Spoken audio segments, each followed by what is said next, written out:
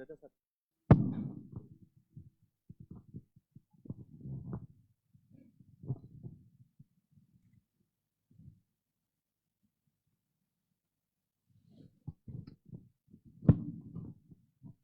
Bismillahirrahmanirrahim. Innal hamdalillah nahmaduhu wa nasta'inuhu wa nastaghfiruh wa na'udzu billahi min shururi anfusina wa min sayyiati a'malina. Man yahdihillahu fala mudhillalah wa may yudlil fala hadiyalah. Ashhadu an la ilaha illallah wahdahu la syarikalah wa ashhadu anna Muhammadan abduhu wa rasuluh. Allahumma shalli wa sallim ala nabiyyina Muhammad wa ala alihi wa sahbihi wa man tabi'ahu ila yaumil amma ba'd. Yang kami hormati para asatidzah umroh bareng ANB, demikian juga Bapak-bapak dan Ibu-ibu jamaah sekalian. Assalamualaikum warahmatullahi wabarakatuh. Alhamdulillah, puji dan syukur tak henti-hentinya kita panjatkan kepada Allah Subhanahu wa taala atas segala nikmat yang telah Allah Subhanahu wa taala anugerahkan kepada kita semua, terutama nikmat taufik dan hidayah sehingga sampai saat ini kita masih bisa berkumpul di sini untuk mempersiapkan keberangkatan kita di esok hari. Insyaallah kita akan melaksanakan ibadah yang sangat mulia, yaitu umrah menuju ke Baitullah. Bapak dan Ibu rahimani wa rahimakumullah, kalau tadi Pak Farid mengatakan ada yang baru ya di umroh ANB dengan kaos warnanya apa itu? Kuning apa oranye itu ya? Warna baru ya pada ANB. Kita juga ada yang baru, ya ini rompi. Ini rompi juga baru ya Pak ya? Ya. Tapi mohon maaf ini Pak, kok nggak bisa dikancing ini kenapa ini Pak? Semuanya kok nggak bisa dikancing ini, ada yang salah. Tapi yang kita enaknya itu rompinya ini nggak berwarna pink gitu ya. Kalau warna pink itu nuansanya agak berbeda di masa-masa sekarang. Sering keluar masuk berita. Tapi alhamdulillah warnanya bagus. Bapak dan Ibu rahimani wa rahimakumullah. Kami insya Allah akan membawakan sebuah tema ini tentang berinteraksi ya dengan kaum muslimin. Bapak dan Ibu tahu sendiri kota Mekah, kota Madinah itu kota yang kosmopolitan. Artinya orang dari berbagai penjuru dunia datang ke sana. Dengan beragam bangsa, negara, warna kulit dan juga tingkat pendidikan dan kemajuan negara, ya mereka berkumpul semua di sana. Sehingga kita perlu mengetahui beberapa kaedah tentang bagaimana berinteraksi dengan orang-orang yang datang dengan latar belakang yang berbeda. Di dalam Al-Quran, Allah Subhanahu wa taala itu telah menyebutkan bahwa kita ini berasal dari satu sumber yang sama. Asal usul kita semua sama. Ya, dalam Al-Quran Allah Subhanahu wa taala mengatakan ya ayuhan nas inna khalaqnakum min dzakarin wa untha. Ya, waja'alnakum syu'uban wa qabaila lita'arafu. Inna akramakum indallahi atqakum. Kata Allah Subhanahu wa taala, wahai sekalian manusia, ya, sesungguhnya kami menciptakan kalian dari laki-laki dan wanita.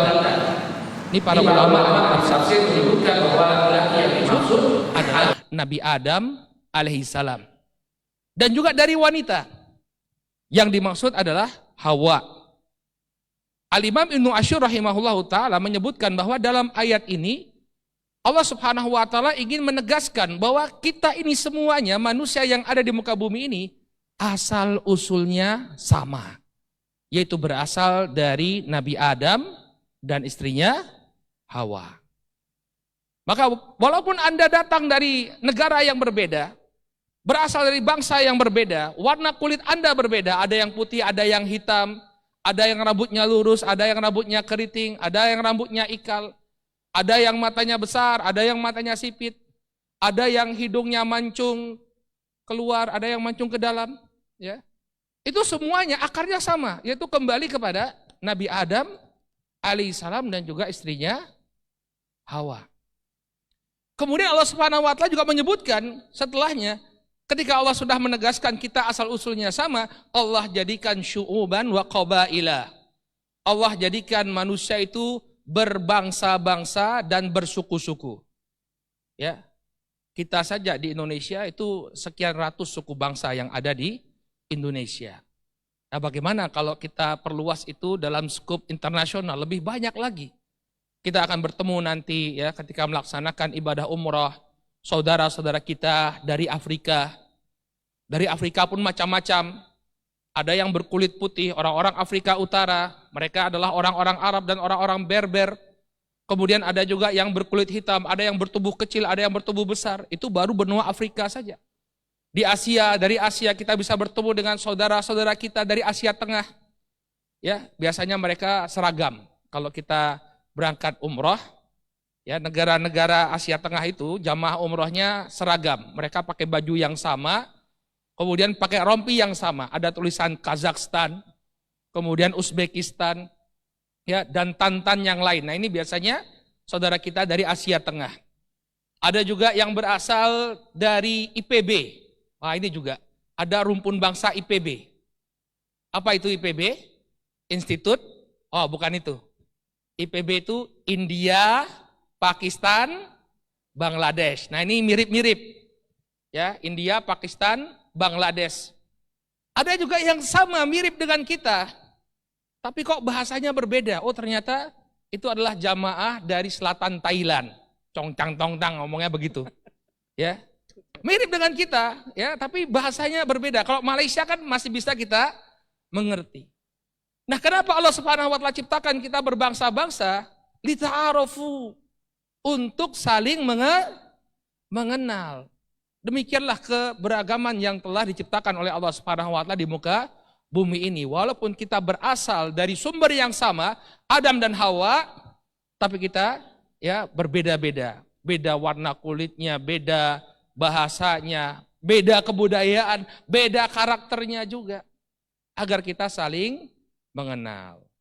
Namun di balik itu, kata Allah Subhanahu wa taala, inna akramakum indallahi atqakum.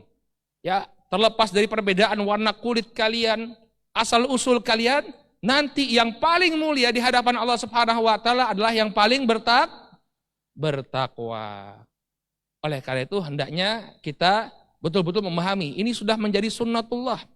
Garis yang telah Allah Subhanahu wa taala tetapkan bahwa kita hidup di dunia ini berbangsa-bangsa. Nah, ketika kita disatukan oleh Allah Subhanahu wa taala dengan keislaman, maka keislaman kita ini telah membuat kita menjadi satu kesatuan. Membuat kita itu bersaudara. Ya, dalam surat Al-Hujurat ayat ke-10 Allah Subhanahu wa taala berfirman, innamal mu'minuna ikhwah. Hanya saja orang-orang yang beriman itu bersaudara. Berarti orang-orang yang kita ketemui nanti, baik itu di kota Madinah, demikian juga di kota Makkah, itu adalah saudara kita. Kenapa? Karena mereka datang ke sana untuk beribadah kepada Allah. Mereka sama-sama beriman kepada Allah Subhanahu wa taala. Mereka adalah saudara kita. Ini prinsip yang harus tertancap kuat pada diri kita, bahwa yang kita temui di sana adalah saudara kita. Apalagi kalau kita di kota Mekah dan Madinah, ya, apalagi di kota Mekah, ya. Kalau kota Mekah itu adalah kota yang benar-benar steril dari orang-orang non Muslim. Jadi Bapak dan Ibu kalau ketemu orang di Mekah itu nggak perlu tanya, antum Muslim apa kafir, gitu nggak perlu. Kenapa? Karena semua orang yang ada di kota Mekah itu adalah kaum muslimin, karena Mekah adalah biladul haram, negeri haram. Ya. Adapun di kota Madinah, ini para ulama menyebutkan bahwa ada perbedaan antara kota Mekah dan kota Madinah. Kalau kota Madinah itu masih boleh dimasuki oleh orang-orang non-muslim. Makanya jangan kaget, tiba-tiba ada delegasi dari India yang notabene mereka bukan orang muslim masuk ke kota Madinah. Karena memang banyak sekali pekerja imigran India di negeri Arab Saudi dan juga di kota Madinah. Saya punya teman orang Luxembourg, istrinya kebangsaan Inggris, itu tamat kuliah di Saudi, itu jadi bekerja di Dewan Dakwah, ya, di sebuah rumah sakit. Tujuannya mereka adalah untuk mengislamkan para nurse, para perawat yang berasal dari negeri India, dan itu berhasil. Banyak sekali para perawat dari negeri India yang datang dengan beragama Hindu, begitu masuk kota Madinah, mereka dakwahi, pulang-pulang menjadi seorang wanita muslimah.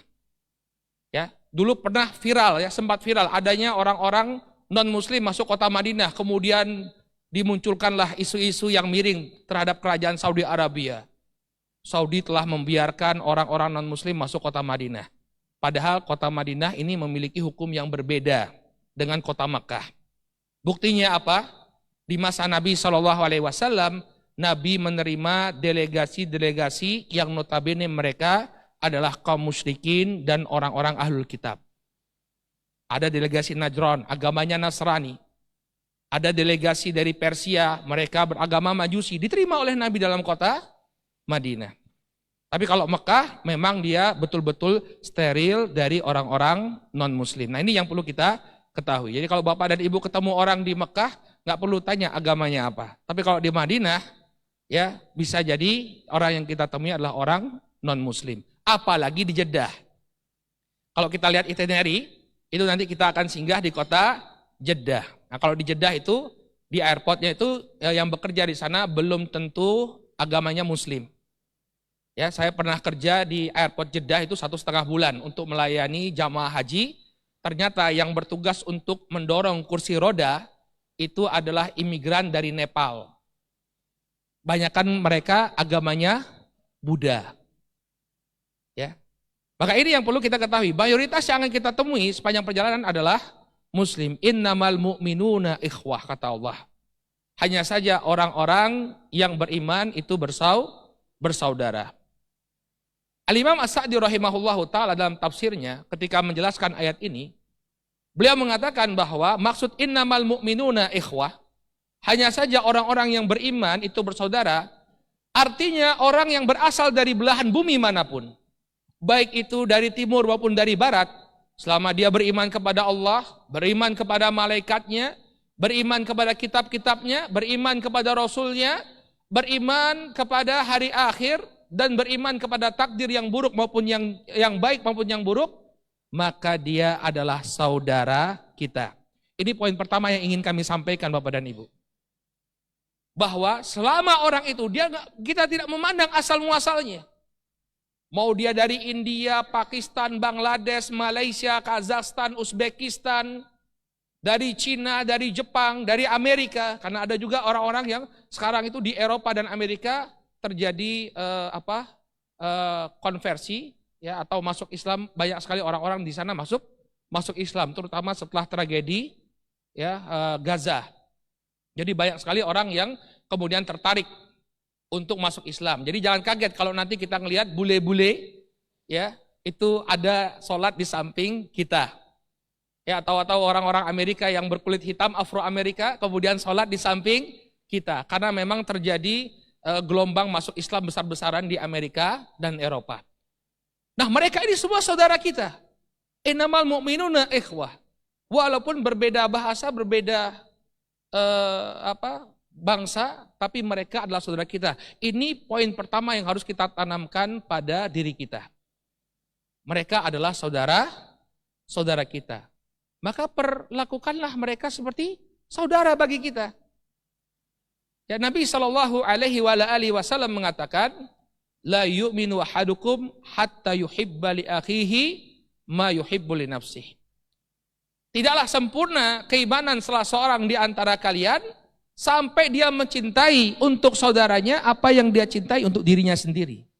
Ini prinsip kita dalam bermuamalah dengan saudara sesama muslim. Kalau kita tidak ingin dizolimi, maka jangan zolimi saudara kita. Kalau kita tidak suka dibentak-bentak, maka jangan bentak-bentak saudara kita. Kalau kita tidak suka dibuat susah, maka jangan buat susah saudara kita. Kalau kita ingin urusan kita dimudahkan, maka mudahkan pula urusan saudara kita. Sebenarnya bermuamalah itu simple, prinsip ini saja yang kita pegang, ya, bukan hanya ketika umroh. Perlakukanlah orang lain sebagaimana Anda ingin diperlakukan. Kalau Anda tidak suka untuk diolok-olok, jangan ngolok-olok orang lain. Kalau Anda tidak suka digibahi, maka jangan menggibahi orang lain. Kalau Anda tidak suka dibikin susah, jangan bikin susah orang orang lain. Nah ini kadang-kadang orang kalau bisa dibuat susah, kenapa dibuat mudah ya? Ini prinsip yang sangat keliru. Maka perlakukanlah saudara kita ya. Walaupun mungkin berbeda bangsa, bahkan berbeda, walaupun berbeda travel ya, tapi dia saudara kita. Ya. Dan permudahlah urusan mereka. Ini kadang-kadang kita sering lihat ini ya. Ketika kita antri makan, kemudian ketika kita antri lift ya, kadang-kadang kita nggak mikir orang lain, pokoknya pengen agar kita yang duluan. Ada satu prinsip dalam agama kita ya, orang yang mempermudah urusan orang lain, itu akan dipermudah urusannya oleh Allah Subhanahu wa Ta'ala. Ya ini juga harus kita yakini, karena yang menyampaikan adalah Nabi SAW. Dalam hadis riwayat Muslim dari Abu Hurairah radhiyallahu taala anhu, Nabi SAW mengatakan, "Man nafasa an mu'min kurbatan min kurabid dunya, nafasallahu anhu kurbatan min kurabi yaumil qiyamah." Barang siapa yang menghilangkan kesulitan seorang mukmin dari kesulitan-kesulitan dunia, maka Allah akan hilangkan kesulitannya nanti di akhirat. Siapa yang tidak ingin urusannya diringankan nanti di akhirat? Kita nanti di akhirat, di padang mahsyar akan mengalami ya kesulitan-kesulitan yang demikian dahsyat. Ketika itu kita dibangkitkan dalam keadaan uratan, ghullan, ya tidak berpakaian, tidak berkhitan dan tidak beralas kaki. Kemudian matahari didekatkan sampai sepanjang 1 mil. Tapi itu semua akan hilang. Kita akan diberikan naungan oleh Allah Subhanahu wa Ta'ala kapan?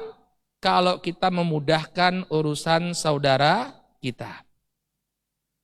Ya, man yassara ala mu'sirin yassarallahu fid dunya wal akhirah. Barang siapa yang memudahkan urusan seorang muslim, ya terlebih khusus dalam masalah hutang, maka Allah Subhanahu wa Ta'ala akan mudahkan urusannya di dunia dan di akhirat. Man satara mu'minan satarallahu fid dunya wal akhirah. Dan barang siapa yang menutup aib saudaranya sama mukmin di dunia, Allah akan tutup aibnya di dunia dan di akhirat. Wallahu fi aunil abdi, maka kanal abdu fi auni akhih. Allah Subhanahu wa Ta'ala akan senantiasa memberikan pertolongan kepada seorang hamba selama dia menolong saudaranya. Ini disampaikan oleh As-Sadiqul Masduq, orang yang jujur lagi terpercaya, yakni Nabi kita Muhammad SAW. Sehingga kita wajib untuk membenarkan. Kalau kita memudahkan urusan orang lain, Allah Subhanahu wa Ta'ala akan mudahkan urusan kita. Maka berupayalah untuk menerapkan ini dalam interaksi kita. Sebenarnya bukan hanya ketika kita di Makkah dan Madinah, pada setiap kondisi berupaya untuk memberikan kemudahan kepada saudara kita, maka niscaya Allah Subhanahu wa Ta'ala akan mudahkan urusan kita di dunia dan di akhirat. Ini prinsip yang kedua. Kemudian prinsip yang ketiga, hendaknya ketika kita berinteraksi dengan sesama, kita senantiasa mengedepankan akhlakul karimah. Akhlakul karimah, akhlak yang mulia. Ini modal dasar kita dalam berinteraksi. Ya, Nabi SAW mengatakan, inna min khiyarikum ya ahsanukum khuluqan. Sesungguhnya orang yang terbaik di tengah-tengah kalian adalah orang yang paling baik akhlaknya. Wa khiyarukum li nisaihim. Ya, khiyarukum li nisaikum. Dan sebaik-baik kalian, kata Nabi SAW, adalah yang paling terbaik kepada istrinya. Nah, ini bapak-bapak ya. Sebaik-baik kita laki-laki itu adalah yang paling baik kepada istrinya. Ini hadis yang sangat disukai oleh ibu-ibu. Ya. Perlu dicatat ibu-ibu, dicatat nanti ditagihkan ke bapak-bapak ya. Sebaik-baik kalian itu adalah yang paling baik kepada istrinya. Ya, maka dalam hadis ini Nabi mengatakan orang yang terbaik itu adalah orang yang paling bagus akhlaknya. Ya, seorang insan itu tidak hanya diuji atau dilihat oleh Allah Subhanahu wa Ta'ala dari amal ibadahnya, tapi juga dari akhlaknya, bagaimana dia memperlakukan orang lain. Jangan dikira orang yang baik itu hanya orang yang Dia menjaga ibadahnya saja, sholat malamnya saja, puasanya saja, tapi kemudian ya perlakuannya kepada orang lain tidak dilihat oleh Allah. Ada sebuah hadis yang menarik ya dalam kitab Al-Adabul Mufrad, dibawakan oleh Al-Imam Al-Bukhari. Nabi itu pernah ditanya tentang seorang wanita. Ya, fulanah kata para sahabat. Ya, taqumul lail wa tasawun nahar. Ada seorang wanita kata para sahabat kepada Rasulullah, dia tidak pernah meninggalkan qiyamul lail dan tidak pernah meninggalkan puasa sunnah. Wa tu'dhi jarahu, tapi dia suka menyakiti tetangganya. Kira-kira apa komentar Rasulullah terhadap wanita ini? Kata beliau alaihi salatu wassalam, hiya min ahlin nar. Perempuan ini yang dia sholat malam, yang selalu puasa, tapi menyakiti tetangganya, termasuk penghuni neraka. Naudzubillah. Kemudian beliau ditanya lagi, fulana, la taqumu lail wa la tasumun nahar, wa la tu'dhi jarahu. Adapun fulana, orang wanita yang kedua, dia nggak pernah sholat malam, nggak pernah puasa sunnah, tapi nggak pernah ganggu tetangganya, berbuat baik kepada tetangganya. Maka kata Nabi SAW, hiya min ahlil jannah. Perempuan ini termasuk penghuni surga. Nah, dari sini kita bisa melihat bahwa bukan hanya ibadah, bukan hanya hubungan antara kita dengan Allah yang dinilai, tapi juga bagaimana kita memperlakukan sesama.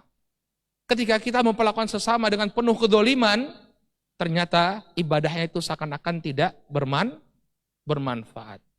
Maka akhlak ini harus menjadi prioritas kita.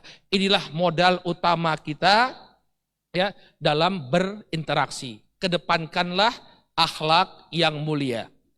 Nabi mengatakan inna min khiyarikum ya ahsanukum khuluqan. Sesungguhnya yang terbaik di antara kalian adalah yang paling bagus akhlaknya. Lah Ustadz, itu bagaimana syarahnya dengan penggalan yang kedua? Ya, kata Nabi SAW, khiyarikum ahsanukum ya hiyarukum linisaikum. Sebaik-baik kalian adalah yang paling baik kepada istrinya. Ini ada syarahnya menarik disebutkan oleh Syekh Abdul Malik Ar-Ramadhani dalam sebuah risalah beliau. Kenapa parameter baiknya seorang laki-laki itu dinilai dari sikapnya kepada seorang istri. Ini faedah ini ya, di luar pembahasan kita, tapi ini faedah yang cukup bermanfaat.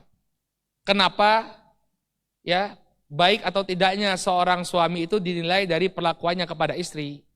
Yang pertama kata beliau, karena suami itu sulit untuk terus-menerus bersandiwara di hadapan istrinya. Kalau dia berhadapan dengan atasannya, dia bisa bersandiwara. Ya, berpura-pura ramah, berpura-pura baik, tapi sejauh apa seorang laki-laki bisa bersandiwara di dalam rumahnya, berpura-pura baik depan istrinya? Sulit. Pasti akan keluar karakter aslinya.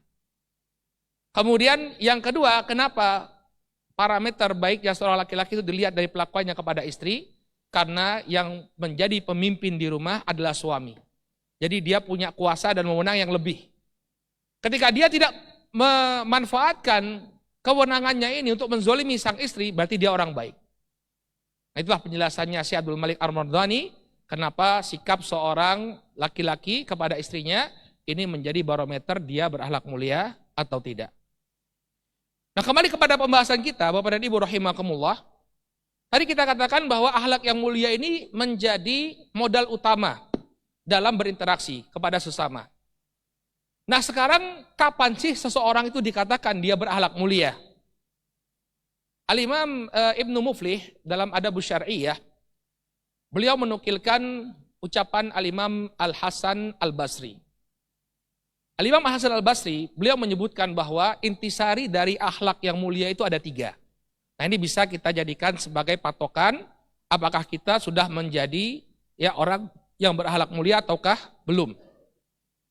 Yang pertama, kata Al-Hasan Al-Basri, bahwa orang yang berakhlak mulia itu adalah orang yang suka badlun nada. Badlun nada itu suka mengulurkan pertolongan, gampang memberikan bantuan. Kalau ada orang yang kesulitan, dia tidak sungkan-sungkan memberikan pertolongan, inisiatifnya jalan. Ya, dia lihat ada jamaah yang sudah lanjut usia, keberatan bawa koper, sedangkan dia nggak ada kegiatan apa-apa. Mari Bu, saya bantuin. Nah, Masya Allah. Itu akhlaknya mulia. Kenapa? Ada insting, inisiatif untuk segera memberikan pertolongan. Ya, kalau Al-Imam Al-Ghazali itu dalam Ihya Ulumuddin, beliau mengatakan ciri akhlak itu dia terjadinya itu spontan. Ya, spontan. Jadi kalau misalnya melihat ada orang yang membutuhkan, itu langsung ditolong. Tanpa dia harus mikir dulu, ini untung ruginya apa. Itu kata Al-Imam Al-Ghazali dalam Ihya Ulumuddin. Kalau dia masih mikir untung ruginya, berarti itu belum menjadi suatu akhlak. Tapi ketika itu berlangsung dengan spontan, lihat orang susah dia langsung berikan pertolongan, berarti itu sudah menjadi akhlaknya, jadi karakternya. Ini kata Imam Al-Hasan Al-Basri.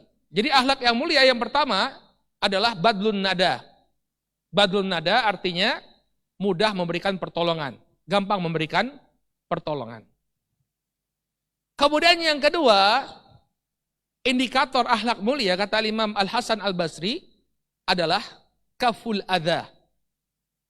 Apa itu kaful adha? Kaful adha artinya ya dia mencegah agar tidak mengganggu orang lain. Misalnya ya kita sering lihat sekarang ada fenomena ya di kendaraan-kendaraan umum ya atau di tempat-tempat umum orang suka nonton video di HP dengan suara yang nyaring. Sering nggak? Ya, kadang kita mau istirahat di kereta, dangdung-dangdung kan musiknya TikTok itu kan seperti itu ya. Bikin bikin ruwet otak kita ya. Kadang-kadang orang nggak peduli ya, dia nggak mau pakai headset, dia mau dengarkan seperti itu. Nah, ini menunjukkan akhlak yang kurang baik. Hati-hati jangan terjadi pada kita. Jadi ciri orang yang berakhlak mulia itu dia kaful adha, berupaya agar tidak mengganggu orang lain. Ya misalnya ketika makan, ya kadang ada ya kalau kita lihat, apalagi anak-anak itu ya. Tadi saya sama Ustadz Zaid itu dari Jogja naik kereta, Taksaka. Kita sempat ngopi di resto itu, ada anak-anak gak peduli sama orang lain, anak-anak remaja. Mereka terbahak-bahak, ketawa-ketawa ya. Maka ini bukan akhlak yang mulia. Orang yang mulia itu mikir. Ya, mikir apakah dari perilaku yang dia lakukan, kegiatan yang dia lakukan itu mengganggu orang lain atau tidak. Oleh karena itu Bapak dan Ibu, tolong dijaga perilaku kita di sana. Jangan sampai menimbulkan gangguan kepada orang lain. Menyakiti saudaranya sesama muslim, ya rebutan tempat sholat, sikat-sikut, ya ingat kita sholat di sana itu ya tujuannya untuk mendapatkan ridho Allah Subhanahu Wa Taala, dan ridho Allah itu tidaklah kita dapatkan dengan melanggar perintah Allah untuk saling berkasih sayang. Maka ngalah saja ya, insya Allah kita akan dapat ganti. Jangan kemudian sampai menyakiti saudara kita sesama muslim. Kedepankan akhlak yang mulia. Kaful adha. Berupaya untuk mencegah jangan sampai menimbulkan atau menyakiti saudara kita sesama muslim. Kemudian yang ketiga, ya, indikasi akhlak yang mulia atau intisari akhlak yang mulia kata Imam Al-Hasan Al-Basri adalah talaqatul wajhi. Wajah yang berseri-seri. Nah ini sebenarnya kalau orang Indonesia udah pada urutan yang paling tinggi lah kalau masalah ini. Orang Indonesia itu kan murah senyum ya. Ya, saya itu kadang-kadang ketemu teman-teman dari Timur Tengah itu, mereka tuh sering nanya, kenapa sih orang Indonesia tuh apa-apa ketawa gitu ya? Kita itu kan apa aja dibikin ketawa ya, apa-apa aja dibikin candaan. Ya, apa-apa aja dibikin candaan. Tapi orang sana tuh serius-serius. Nah tapi sebenarnya ada sisi positif, yaitu apa? Murah senyum ini ternyata sunnah. Nabi mengatakan la tahqiranna minal ma'rufi syai'an walau an talqa ahaq biwajhin talq. Janganlah pernah kalian meremehkan kebaikan sekecil apapun walaupun bertemu dengan ya saudaramu dengan wajah yang berseri-seri. Maka ini sunnah. Kita ketemu orang, sapa, senyum, assalamualaikum di lift. Walaupun tidak saling kenal, kita tebarkan salam. Ya, Nabi SAW mengatakan, ya la tadkhulul jannah hatta tuhibbu. Ya, tidak akan masuk kalian ke hatta tu'minu, tidak akan masuk kalian ke dalam surga sampai kalian beriman. Wala tu'minu hatta tahabbu, dan tidaklah kalian beriman sampai kalian itu saling mencintai. Ala ukhbirukum bi syai'in idza fa'altumuh tahabbtum, tidakkah kalian ingin aku kabarkan tentang sesuatu yang apabila kalian lakukan maka kalian akan saling mencintai? Afsyus salam bainakum, tebarkanlah salam di tengah-tengah kalian. Maka kalau kita ketemu di lift, jangan sungkan untuk menyebarkan salam. Assalamualaikum. Apalagi kalau Bapak dan Ibu bisa bahasa mereka, ya bisa bahasa Arab atau bahasa Inggris. Ya, sekalian latihan, kan ada yang ikut kelas bahasa Arab ya. Min aina anta, ya. Ya, itu jarang mereka pakai ya. Min fedente. Pakai bahasa pasar, bahasa Amiyah. Tapi gak apa-apa, kita coba. Min aina anta, ya. Ana min Aljazairi. Wah, itu bagus sekali kalau kita bisa bahasa Inggris, bahasa Arab, itu kita jadi punya banyak teman. Saya itu di WhatsApp itu banyak teman-teman dari berbagai negara ya, ada dari Amerika, Bosnia yang sampai sekarang itu masih berhubungan. Ada yang pengen ngambil S2, mana yang lebih bagus, Indonesia atau Malaysia, dia konsultasi. Karena kita kenalan tuh waktu sholat bareng, jalan bareng ke masjid, itu sampai sekarang masih kontak. Ya, kadang ketemu simbah-simbah dari Aljazair ya, itu saya pernah ngobrol, karena liftnya itu dari atas sampai bawah itu cukup lama, sampai sempat ngobrol. Jadi ternyata itu orang Aljazair itu, kan Aljazair itu merdekanya tahun 60-an Pak. Tahun 60-an. Mereka mengatakan kami itu merdeka karena terinspirasi dari istiklalnya Indonesia. Dari merdekanya Indonesia. Ternyata begitu saya baca sejarahnya, ada konferensi Asia Afrika waktu itu di kota Bandung. Aljazair ini masih dijajah Perancis. Tapi sudah diundang oleh Presiden Soekarno untuk ikut hadir dalam konferensi Asia Afrika. Jadi bodoh amat sama Perancis, kita anggap Aljazair itu negara merdeka, kata Soekarno. Maka ini membuat semangat orang-orang Aljazair untuk memerdekakan diri mereka dari penjajahan. Nah, kisah-kisah ini kita dapatkan itu dari simbah-simbah yang datang untuk berumroh. Masya Allah. Maka kalau bisa berkomunikasi, komunikasi. Nah, ini 3 parameter akhlak mulia yang disebutkan oleh Al-Imam Al-Hasan Al-Basri. Ada juga beberapa parameter lain tentang akhlak yang mulia ini. Disebutkan oleh Al-Imam Ibnu Rajab Al-Hambali dalam Jami'ul Ulum wal Hikam, beliau menukilkan dari Al-Imam Al-Qayrawani, kalau beliau itu mengatakan ada 4 hadis. 4 hadis ini yang bisa kita jadikan sebagai barometer akhlak yang mulia. Hadis yang pertama, ya, kata Nabi SAW, man kana yu'minu billahi wal yaumil akhir falyakul khairan aw liyasmut. Nah, ini penting juga. Kalau ini perspektifnya Al-Qayrawani rahimahullahu taala. Kalau tadi Al-Hasan Al-Basri, kalau Al-Imam Al-Qayrawani mengatakan bahwa parameter akhlak mulia itu biasa dilihat dari hadis yang pertama, ya, man kana yu'minu billahi wal yaumil akhir falyakul khairan aw liyasmut. Barang siapa yang beriman kepada Allah dan hari akhir, maka hendaknya dia berkata baik atau diam. Berarti orang yang berakhlak mulia itu tidaklah mengucapkan dari lisannya kecuali yang baik-baik saja. Ini parameter yang pertama. Kemudian yang kedua, ya, hadisnya Anas bin Malik, la yu'minu ahadukum hatta yuhibba li akhihi ma yuhibbu li nafsihi. Tidak sempurna keimanan salah seorang di antara kalian sampai dia mencintai untuk saudaranya apa yang dia cintai untuk dirinya sendiri. Ya, jadi dia memperlakukan orang lain sebagaimana dia ingin diperlakukan. Kemudian yang ketiga, hadis yang ketiga, min husni islami mar'i tarkuhu ma la ya'ni. Termasuk bagusnya keislaman seseorang adalah dia meninggalkan apa-apa yang tidak bermanfaat baginya. Ya. Jadi kita tidak melakukan hal-hal yang tidak bermanfaat. Ini termasuk bagusnya akhlak. Kemudian yang keempat, ya, hadisnya Abu Hurairah di mana ada seseorang meminta wasiat kepada Nabi Ausidi, maka Nabi mewasiatkan la taghdab faraddada miraran la taghdab la taghdab. Ketika ada orang yang meminta wasiat kepada Nabi, maka Nabi mengatakan jangan kamu marah Kemudian beliau ulang-ulang, jangan kamu marah, jangan kamu marah. Nah ini 4 hadis. Ya, 4 hadis yang menunjukkan kita sudah berakhlak mulia atau belum. Ketika kita amalkan 4 hadis ini, maka kita akan menjadi orang yang berakhlak mulia. Maka kita gabungkan tadi 3 intisari akhlak mulia dari Hasan Al-Basri dengan 4 hadis yang disebutkan oleh Al-Qayrawani rahimahullah, maka insya Allah inilah yang menjadi modal kita dalam berinteraksi dengan sesama. Dan yang terakhir, poin yang terakhir yang mungkin kita perlu sampaikan, Bapak dan Ibu rahimakumullah, ketika berinteraksi dengan sesama, hendaknya kita menjadi orang yang mudah memaafkan.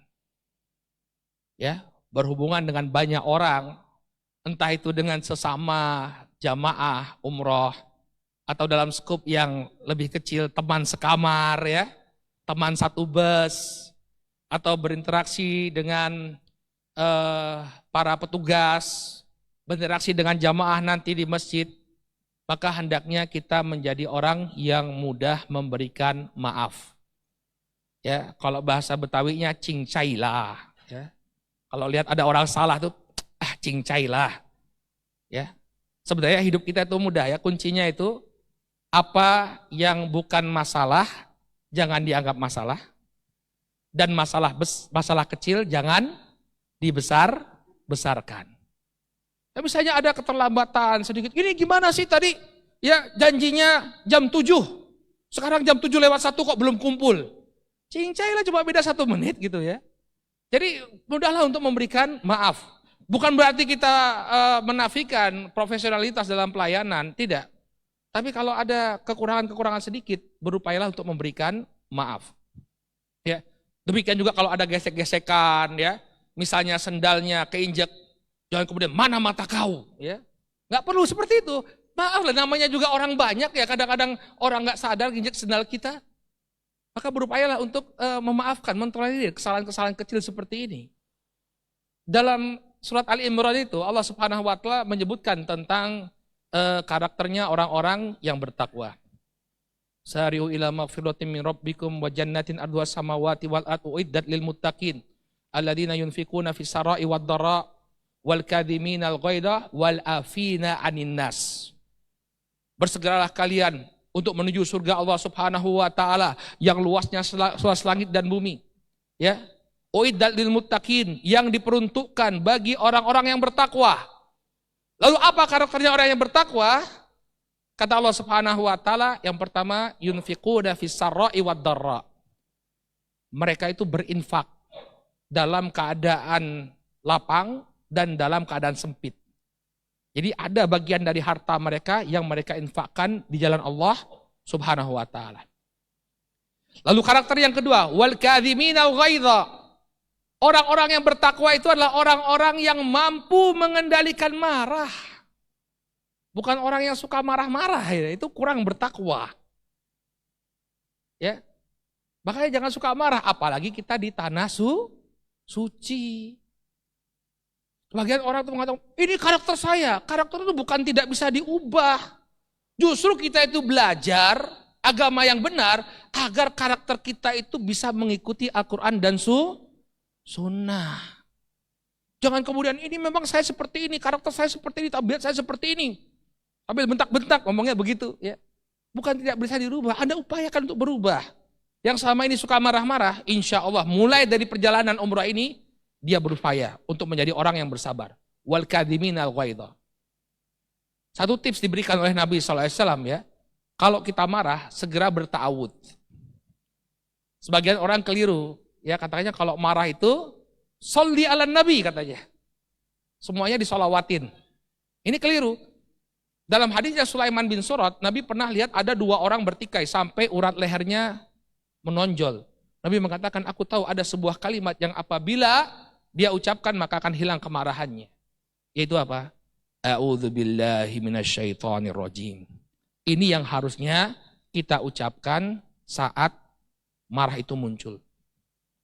Maka ta'awud kita, kalau mulai marah seperti itu, tahan kemarahan kita. Wal afina anin nas. Dan juga karakter orang yang bertakwa adalah mudah memaafkan manusia. Kita kalau bulan Ramadan itu habis sholat tarawih baca doa, Allahumma innaka afuwun tuhibbul afwa fa'fu anni. Ini doa yang kita baca di malam-malam Ramadan. Apa artinya? Allahumma innaka afuwun. Ya Allah, engkau maha pemaaf. Tuhibbul afwa. Engkau mencintai pemberian maaf. Otomatis seorang hamba yang mudah memberikan maaf, ini akan menjadi ya hamba yang dicintai oleh Allah. Karena Allah mencintai pemberian maaf. Maka mudahkan saja, maafkan saja. Ya, misalnya kesenggol orang, ya sudah. Ya, jangan kemudian jadi permasalahan, dicekek anunya, wah itu masalah ya. Makanya hati-hati ya, kalau kita nggak bisa mengendalikan marah, masalah yang sepele itu bisa jadi panjang. Apalagi tanah suci. Ya, maka berupayalah untuk memberikan maaf. Gampang memberikan maaf. Ya, kalau ini semua kita laksanakan dalam interaksi kita dengan sesama jamaah, demikian juga dengan saudara kita sama muslim nanti di tanah suci, insya Allah ya perjalanan kita, interaksi kita akan berbuah pahala. Dan kita berharap mudah-mudahan akhlak mulia yang kita terapkan di tanah suci ini ya tetap kita terapkan. Sepulangnya kita ke tanah air, akhlak yang mulia, sabar, bisa mengendalikan marah, mudah memaafkan, ya suka menolong orang lain. Ini kita harapkan bisa juga kita terapkan sepulangnya kita dari tanah suci. Dan ini juga merupakan salah satu tanda bahwa umroh kita menjadi umroh yang makbulah, yang diterima oleh Allah Subhanahu wa Ta'ala. Mungkin sekian Pak Farid yang bisa disampaikan, ya mudah-mudahan bermanfaat. Ya, apakah ada tanya jawab? Apa langsung ke sesi selanjutnya? Kalau tanya jawabnya nanti akhir aja gimana? Ya baik. Demikian ibu-ibu dan bapak-bapak, mudah-mudahan bermanfaat. Sekali lagi jaga interaksi kita, terutama ketika berada di tanah suci. Mudah-mudahan sebagaimana kita sampaikan tadi, interaksi kita menjadi sumber pahala bagi kita. Bukan hanya ibadah kita, sholat kita, kemudian umroh kita saja. Tapi dari interaksi ini kita pun pulang ke tanah air dengan membawa pahala yang melimpah luas dari Allah Subhanahu wa Ta'ala. Amin ya rabbal alamin. Mudah-mudahan Allah berikan kelancaran bagi kita semua. Subhanakallahumma wa bihamdika asyhadu an la ilaha illa anta astaghfiruka wa atubu ilaik. Wassalamualaikum warahmatullahi wabarakatuh. Waalaikumsalam warahmatullahi wabarakatuh.